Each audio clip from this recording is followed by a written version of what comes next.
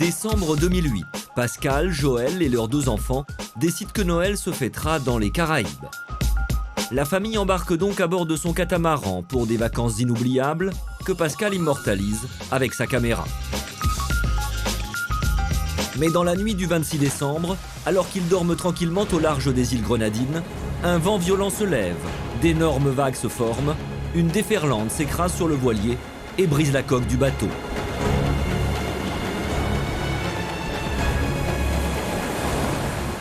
Et là, je découvre réellement les dégâts du choc, effroyable. Hein. L'eau qui commençait à rentrer dans la coque.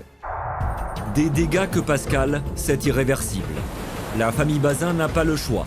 Sur une mer démontée, ils abandonnent tout, embarquent dans le petit canot de survie et assistent, impuissants, au naufrage de leur voilier. Ils sont perdus en pleine mer avec pour survivre seulement 6 litres d'eau, quelques fusées de détresse et une radio qu'ils n'arrivent pas à faire fonctionner. C'est sûr que là, on se retrouvait vraiment démunis. Dans 6 mètres carrés, c'était très impressionnant. On ne pouvait pas se mettre debout. Je commençais à avoir des crampes, oui, les muscles, ils ne bougeaient pas, donc ça faisait mal. Les conditions sont extrêmes et l'angoisse s'empare progressivement de la famille. Ma plus grosse peur, moi, c'était de se retourner, d'avoir une mauvaise vague, encore une, et qui aurait retourné le canot. Alors là, ça aurait été la catastrophe. Même si Joël et Pascal connaissent bien la mer, ils savent que dans ce genre de situation, le temps est compté. Pour les enfants, en priorité, j'étais très inquiète. Et donc, c'était eux qu'il fallait protéger. Et puis, donc, en tant que maman, c'était pas facile. Ils dérivent depuis plus de 12 heures maintenant. À la tombée du jour, ils envoient les dernières fusées de détresse dans le ciel des Caraïbes.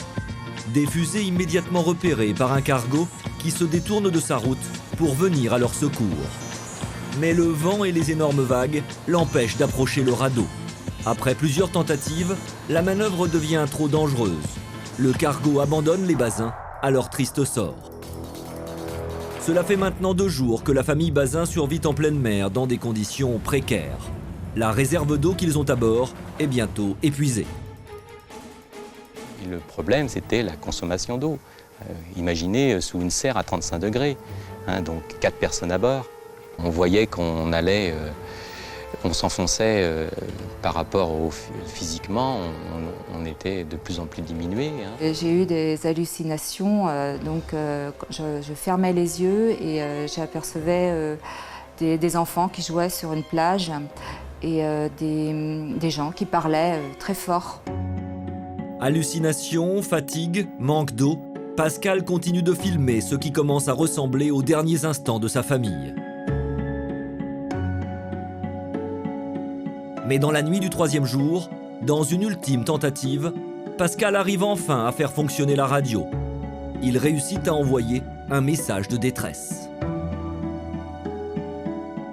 On envoie un Mayday, Mayday, Mayday, on ne sait jamais. Et là, surprise totale de tout l'ensemble de la famille, un message en anglais qui nous parvient immédiatement. Oui, ça a été vraiment une énergie qu'on avait perdue et puis tout d'un coup qu'on retrouve. Forcément, c'était vraiment super, quoi. Nous avons été repérés par un avion militaire. On est bien content, hein. Bon, maintenant, c'est génial. En quelques secondes, les terribles peurs disparaissent. Et là, c'était les larmes aux yeux, c'était incroyable, c'est difficile à raconter, mais c'était phénoménal, quoi. Le cauchemar se termine enfin. Je me suis dit, c'est vrai que ouais, je suis sauvée, ça y est, c'est fait, c'est terminé. Après 3 jours et 3 nuits d'angoisse, à dériver sur un petit canot de sauvetage, la famille est rapatriée en France. On avait pris naufrage en famille pour Noël avec dérive vers le Venezuela, hein, la formule complète, quoi. Mais c'était pas... On en rigole maintenant, mais c'était sérieux, l'affaire était sérieuse. Il fallait sauver notre famille. Et c'est ce qu'on a fait, on a réussi jusqu'au bout. L'appel de la mer est plus fort que tout et ils envisagent déjà leurs prochaines vacances en bateau.